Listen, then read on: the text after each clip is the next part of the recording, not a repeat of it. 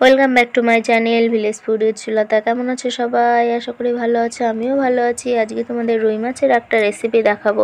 রুই মাছের তো কালিয়া ঝুলিয়া প্রত্যেকের বাড়িতেই রান্না হয়, মানে নানান রকমের পদ আমরা রান্না করে খেয়ে থাকি সবসময়। আজকে একটু অন্য রকমের রেসিপি দেখাবো।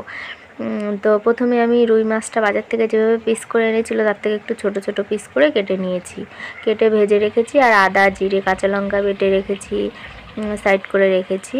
আবার আলুগুলো সরু সরু করে কেটেছি।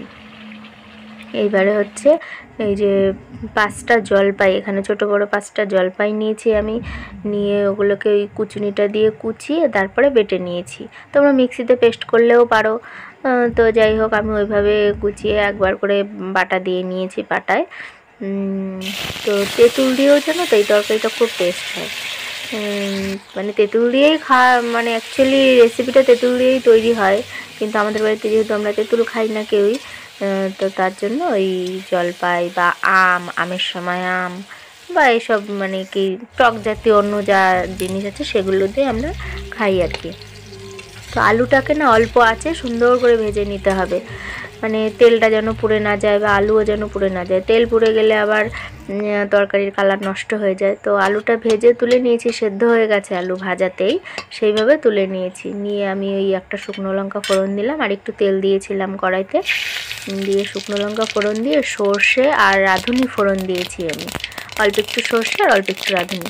তো যেহেতু উনুনের আঁচটা কমানো ছিল আলু ভাজার জন্য, এবার সর্ষেগুলো একটু পরে ফুটছে, দেখো ফুটে আমার গায়ে হাতে পায়েও আসলো। তো কিন্তু ক্যামেরা সরানো যাবে না, ফোন সরানো যাবে না, যাই হয়ে যায়।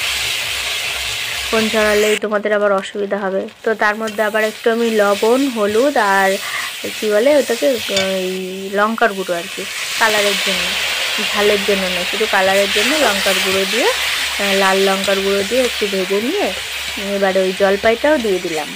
জলপাইটা তো একটু জল ছাড়তে লেট হবে যদি পুড়ে যায় সেই ভয়ে, আবার একটু জলও দিয়ে দিলাম। জল দিয়ে আবার নেড়ে চেড়ে জলটা শুকিয়ে নিলাম। ওইদিকে মশলাটাও ভাজা হয়ে গেল, কষে কষানো হয়ে গেল। এবারে আমি ঝোল দিয়ে দেবো, ঝোলটা একটু বেশি করেই দেবো, কারণ এই ঝোলটাই স্বাদের। তোমরা কিন্তু বাড়িতে অবশ্যই ট্রাই করো, দারুণ খেতে হয়। যারা না খেয়েছো, আগে কোনো দিনও খাওনি, তারা অবশ্যই ট্রাই করো। আর যারা খেয়েছো তারাও জানিও এখানে কমেন্ট করে কেমন লাগে। বাড়িতে মাঝে মাঝেই এই টক রেসিপিটা করা হয়, যখন যেমন মাছ থাকে, ছোটো মাছ থাকলে ছোটো মাছ, বড়ো মাছ থাকলে বড়ো মাছ, সেইভাবেই রান্না করা হয়। এবারে ভাজা আলুগুলো আমি ঝোলের মধ্যে দিয়ে দিলাম। ঝোলটা আবারও ফুটে উঠলে পরে এই যে আলুটা সেদ্ধ হয়ে গেলে বেশ ভরে ভরে 2 চামচ চিনি আমি দিয়ে দিলাম। টক অনেকটাই দেওয়া হয়েছে, টকের স্বাদটা ঠিক রাখার জন্য চিনিটাও দিতে হবে।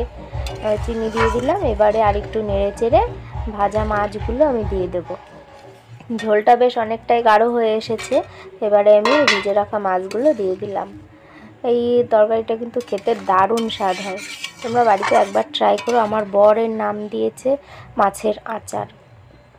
তো যাই হোক, এই দেখো দেখতে কিন্তু খুবই লোভনীয় হয়েছে। ভাত দিয়ে, গরম গরম ভাতে, ঠান্ডা ভাতেও ভালো লাগে। সবসময় কি আর গরম ভাত হয় বাড়িতে?